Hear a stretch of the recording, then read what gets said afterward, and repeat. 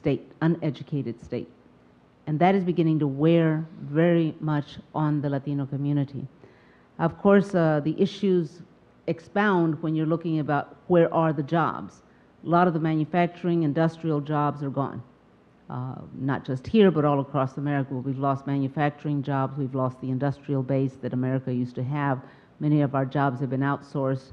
I know that I pick up a phone when I have a problem with American Express, and I'm not talking to anybody from here. I'm talking to somebody in India who is trying to explain to me my bill, or I'm trying to explain to that person the problem.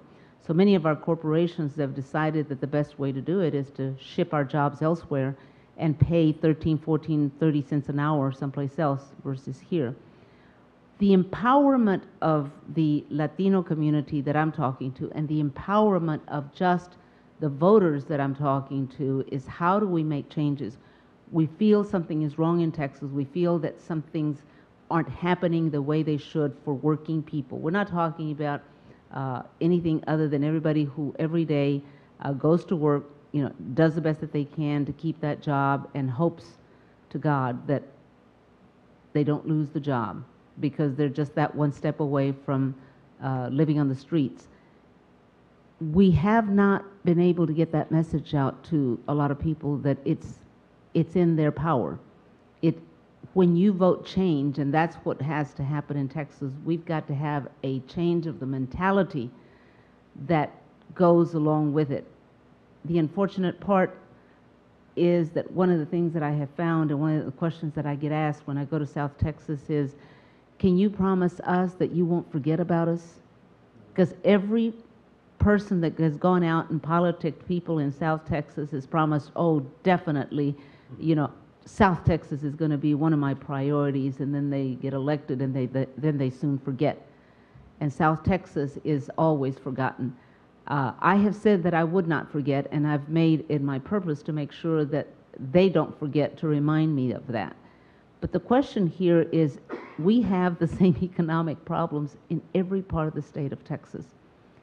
And I think we'll have even more if we're going to be one of at least 15 states now who have said we're not going to provide health care under the federal guidelines that have been presented, because I read the headlines today that Governor Perry has said that he will not accept to pool together an insurance because he doesn't know what the consequences might be.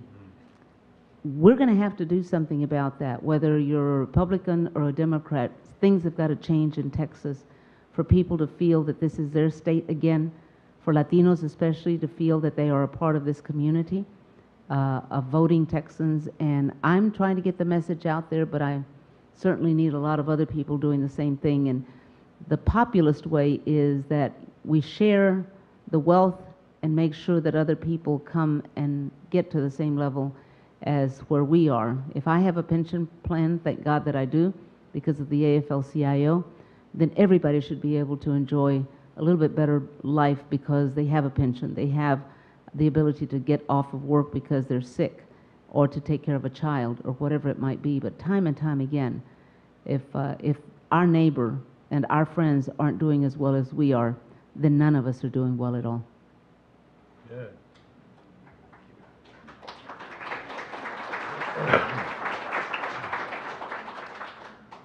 So Jim, I want to get you to help us open up the discussion a little bit and do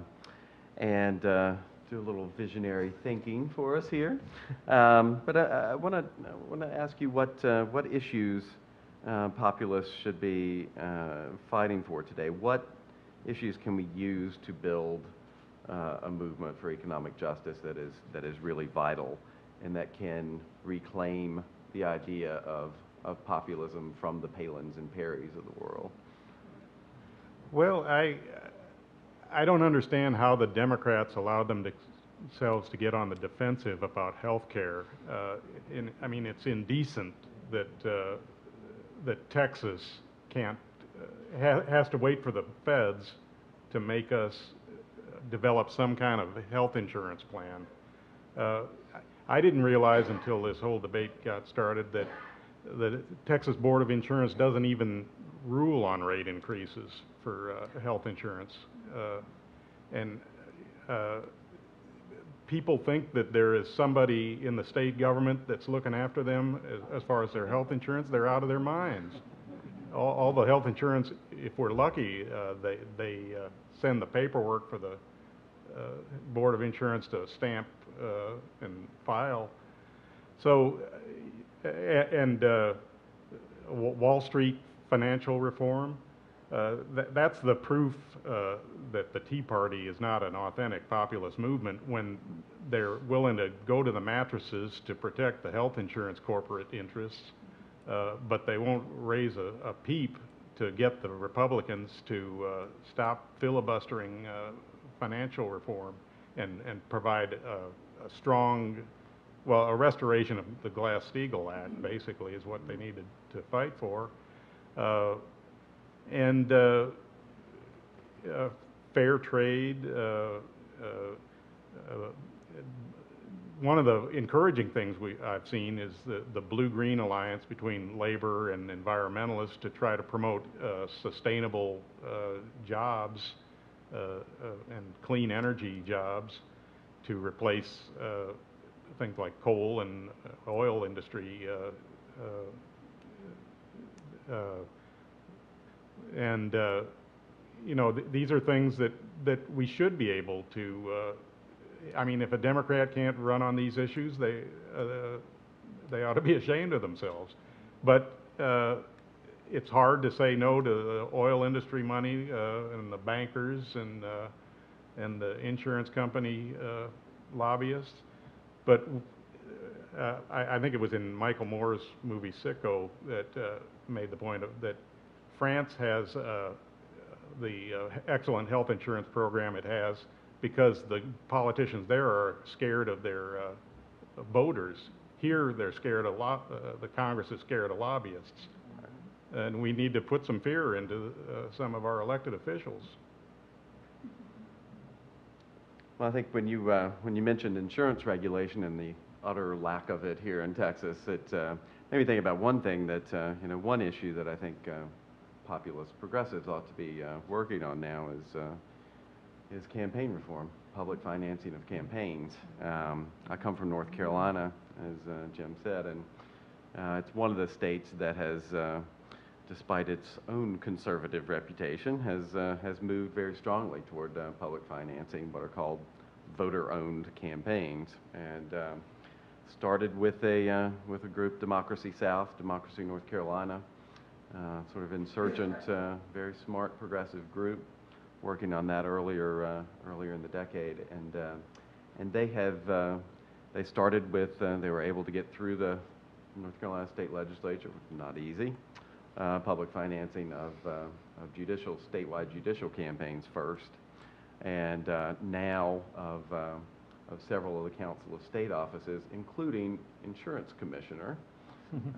And North Carolina now has a genuine populist insurance commissioner, something that's kind of hard to imagine in Texas, but you know, I think it can be done. There are a lot of states that are doing that, and I think that's one issue that populists across the board can work on, because if we can't democratize our government truly, I think Jim has said very well in the past that there's that really, you know, the so-called right-wing populists are out to shrink government, and real populists are out to take government over, and that's one way to start doing it.